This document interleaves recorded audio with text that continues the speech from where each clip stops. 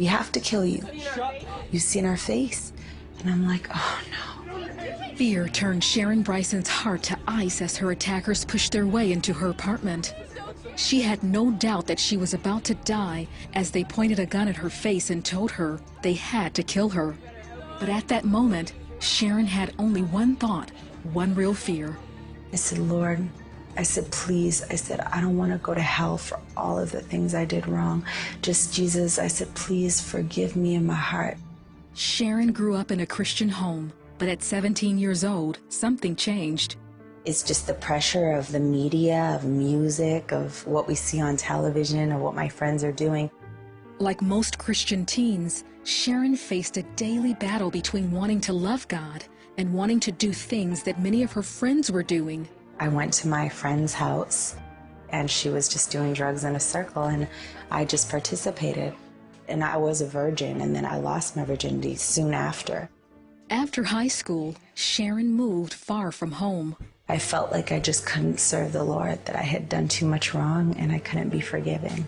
She found a job and made new friends, but these friends encouraged her to live recklessly too.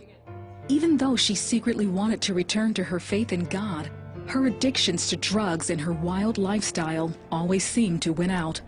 I was like, Lord, in my heart, I said, I don't know how I'm gonna do it because I'm so convicted and I'm so addicted to this sinful way of living.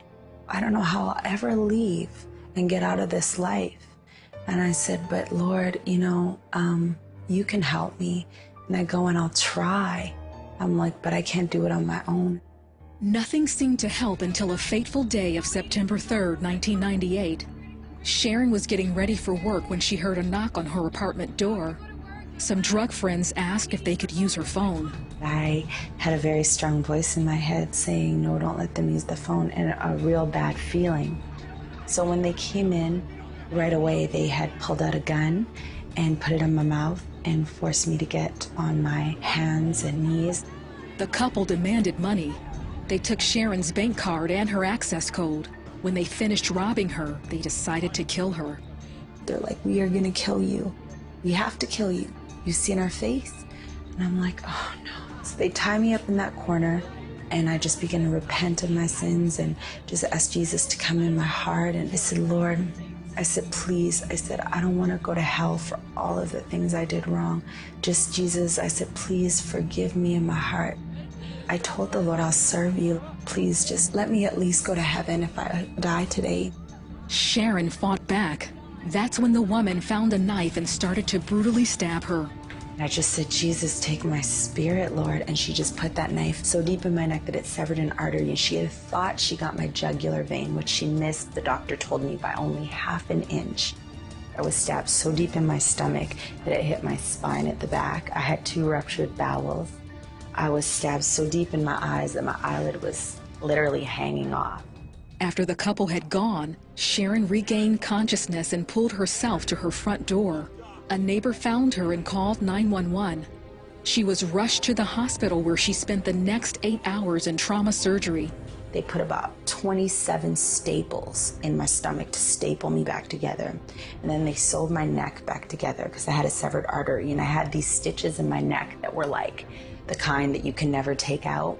And then they quickly stitched up my face and my broken nose as best they could, and I had a severed tear duct in my eye. Sharon sustained 30 stab wounds, but miraculously, she had survived. Doctors were amazed. The doctors would come every day and be like, I can't believe she is healing so quickly. You should have really died, you know, you're really, really lucky. And I'm like, you know what, it's just, it's not really luck. It's like the blessing of the Lord. Like it's just Jesus that kept me alive. As Sharon's injuries healed, she had time to reflect on her life and the choices she had made.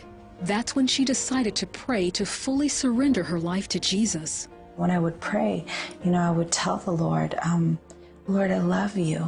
Thank you for healing me. Thank you for saving me. I made promises to the Lord that I wanted to serve him, that I wanted to declare his glory, that I wanted to live my life for him. Sharon was released from the hospital after only 9 days. Police arrested her attackers and they were sentenced to 10 years in prison. Sharon was in court and offered them her forgiveness. Jesus forgave me I have to forgive. You have to choose to forgive. I felt so much freedom to be able to forgive them, look at them. I felt like, yes, they should be held responsible because I wanted to be responsible and not let them ever hurt anyone else like they had hurt me. Sharon is thankful to be alive, but ask her what she's most grateful for, and she'll tell you for her second chance. The most important thing that God has done for me in my life was save my soul, first of all. He died for me on the cross, and he gave me a second chance. God works everything out for our good, you know, and to glorify him. And I believe that even what the devil meant for bad, God can change it around and turn it for his glory.